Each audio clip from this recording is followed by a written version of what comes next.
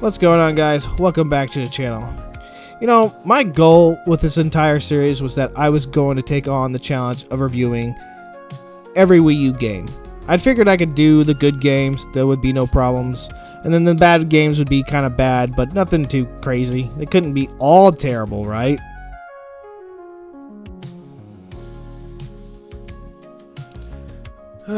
Until I played this one. This is 007 Legends on the Wii U. And let's just say this one took a while and it drained me. I don't know what other things to say here at this beginning of this intro. Sorry that it took so long, but oh my goodness.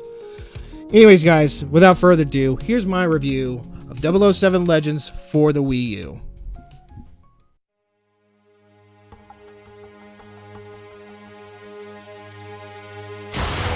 James Bond is back, the martini-drinking, bomb-defusing, and the suavest spy in the world.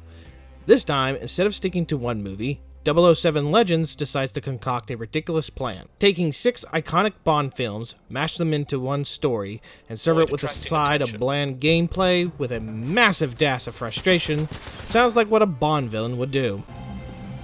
Goldfinger, do you expect me to talk? No, Mr. Bond. I expect you to die. Developed by Eurocom and published by Activision. Wait, Activision? So this is a Bond villain's idea. Those 6 classic films are Moonraker, Goldfinger, On Her Majesty's Secret Service, License to Kill, and Die Another Day, plus 2 levels from the Skyfall movie, making it into a single convoluted storyline. They replace Sean Connery, Roger Moore, and everyone else with Daniel Craig. The story kicks off with Bond being shot off a train in Skyfall by his fellow agent, setting the stage of how bad this game will get. While he's floating around, and somehow not drowning, his life flashes before his eyes. At least, I think that's what's happening, because when I was playing, there was no sound. It glitches at the beginning, but comes back later just to go out again.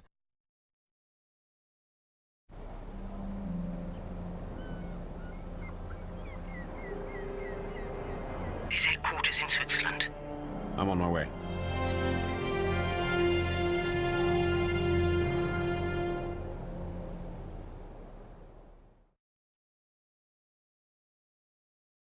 But instead of just his life, we get an incoherent reimagining of Bond's greatest missions, which I had thought the idea was that the title of 007 would be given to a new agent when the last one retires or dies. At least something like that. Nope, I guess not from this game's perspective, as it's always been Daniel Craig's Bond that did all those missions. I just find it hard to believe, considering you go from the campy, futuristic space missions setting with the clothes and the guns of the 70s movie Moonraker, then after that go into a realistic, gritty, modern setting with Skyfall. It just becomes very out of place when playing. I don't know, maybe he read about their past missions and is dreaming of being those Bonds. Except, why? He is 007. Why is he thinking of past Bonds? You know, then again, I too dream of being a cool secret agent like Bond when I get shot. Oh, right here, right now. You say the name's Bond. James Bond. Not that one. This one.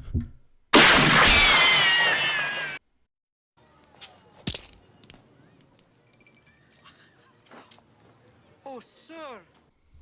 Close enough. This is a first-person shooter. Just don't expect any GoldenEye vibes. I actually wanted to avoid referencing that game, but my god, that one is way better in every aspect compared to this game. Let's start with the controls, or lack thereof. Moving is fine, but turning, pointing your gun, and turning while pointing your gun is horrible, which is 90% of the game. When I point the gun, it is never on target. Thus, if I move the right joystick to do so, it will do one of 2 things. Either overshot it by a margin, or jerk way off target. Figuring that the sensitivity was too high, I went into the option settings to turn it down.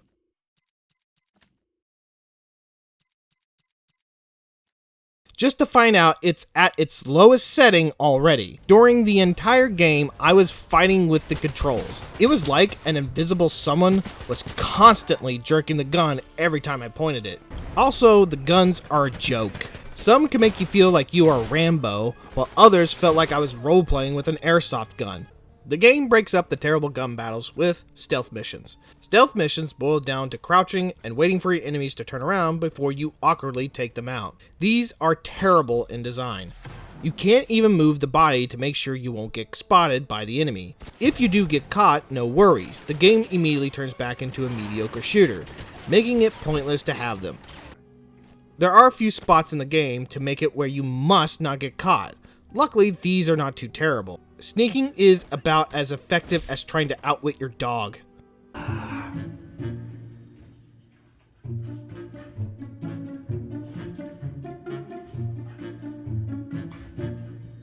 The only time where the controls weren't a pain was the third-person driving stages, which were only 2 in the game.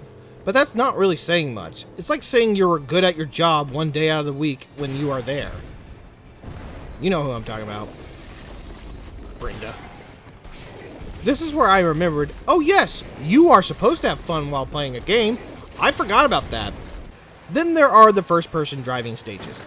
First one is you skiing down a hill on a snow slopes while shooting at your enemies. Remember 2009's Call of Duty Modern Warfare 2, also by Activision, with its snow missions? Well, it's nothing like that. The controls yet again glitches and fights with me here. They keep forcing me to run right into the trees.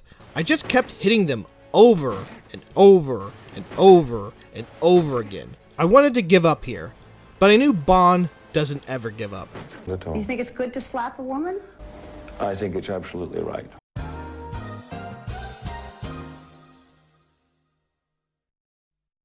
Luckily, the game, yes, the game, decides to stop glitching as the controls start to actually function out of nowhere. Thus, I was finally able to beat it.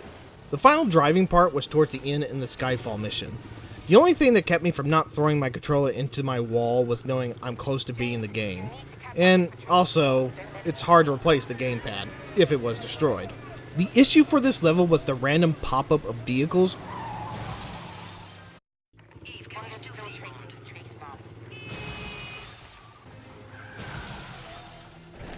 or hitting a stall when I clearly wasn't even near it.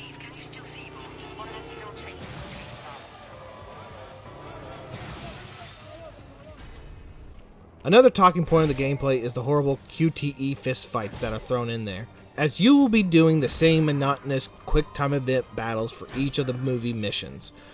Move stick when prompt. That's it. These become so tedious. And they do become so damn tedious.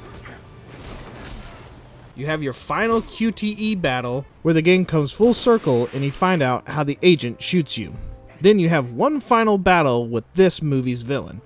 But for some reason in the Skyfall mission, you battle with your little gun. I don't know why this sudden change, but the damage you do is nothing. While he can 2 to 3 shot you if you're out in the open, or sometimes even behind cover.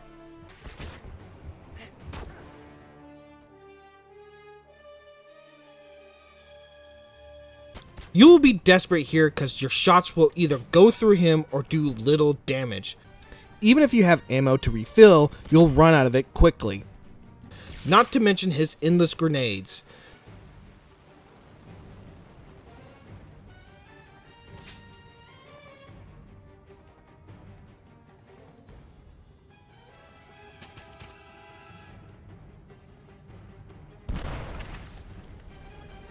This is the last mission, and this one took forever as the difficulty jumped. Mind you, I've been playing this entire game on easy mode. Just hide behind cover and slowly chip away at his health. That's all you gotta do. This becomes such a chore. But what's a Bond game without his gadgets? This is where the gamepad comes into play. It serves as your gadget hub for hacking, scanning, and switching weapons. But I find myself barely using the pen, the watch, or even the phone scanner other than being scripted to do so. Match the modulating frequencies displayed on your smartphone to hack into the device. Although I do like how the gamepad was used for the number keypad whenever you have to use it, making it feel more immersive, but these are few and far between. Graphically, it's rough. The Wii U visuals weren't cutting edge even in 2012. 007 Legends managed to look dated even for its time. Visually, it looks more like a game from 2008. The environments are bland, the character models are stiff, and the explosions are underwhelming. There is a multiplayer, but why talk about it? I highly doubt anybody played it back then, and I really don't see anybody getting a bunch of Wii U's together with multiple copies of this game to play.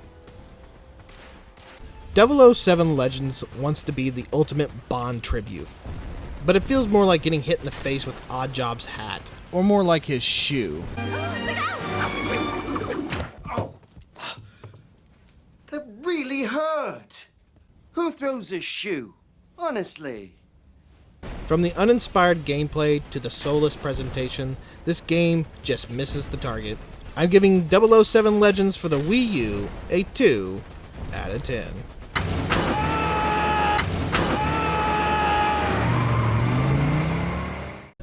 Anyways, guys, that's it for my review. I want to mention that even though it does show it on the back of the box that you can use the Pro Controller, you actually can't. Anytime you hook up the Pro Controller to the game, it just locks you out of the campaign. There's also one more thing I forgot to mention, and that is in the game you can use like perks and customize your weapons. And while I did have an opportunity to do them, I didn't notice any change when it comes to the gameplay or even the controls. It's like no matter what I did, the controls were always fighting me and glitching with me.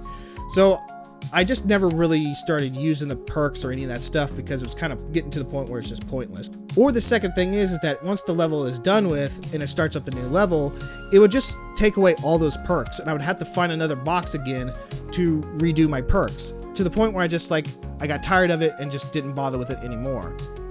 Considering this is the oddball out because of the gamepad, things just don't feel like they were properly, like all the bugs didn't get cleared out by the time of its release. Considering that the other consoles don't really have, this here, the gamepad.